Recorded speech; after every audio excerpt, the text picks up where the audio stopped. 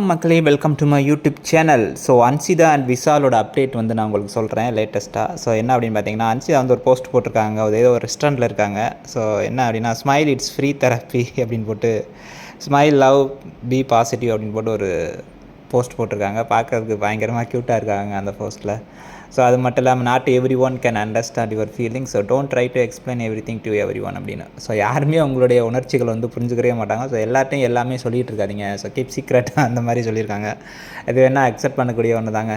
So யார்கிட்ட என்ன சொன்னாலும் ஒன்று நல்லா இருந்தால் கேள்வி பண்ணுவாங்க, இல்லைன்னா சிரிச்சிட்டு போயிடுவாங்க. ஸோ அதுக்கப்புறம் விஷால் பார்த்தீங்கன்னா, நேற்று சிஎஸ்கே மேட்ச் வந்து அட்டன் பண்ணியிருந்தார். பட் தோத்தாச்சு. ஸோ இருந்தாலும் தோத்தாலும் ஜெயித்தாலும் தலை தான் அப்படின்னு போட்டு ஒரு போஸ்ட் போட்டிருக்காரு. சிஎஸ்கே விஎஸ் ஆர்சிபி அப்படின்னு போட்டு போஸ்ட் போட்டிருக்காரு. மறந்துடாதீங்க, நாளைக்கு வந்து விஷாலோட ஃபேன்ஸ் மீட்டிங் இருக்குது. எங்கே அப்படின்னு பார்த்தீங்கன்னா, மலேசியாவில். ஸோ யாராவது வாட்ச் பண்ணால் எனக்கு அப்டேட் பண்ணுங்கள். Thank you so much. C you. வேறு ஏதாவது அப்டேட் இருந்தால் நான் உங்களுக்கு அப்டேட் பண்ணுறேன். தேங்க்யூ.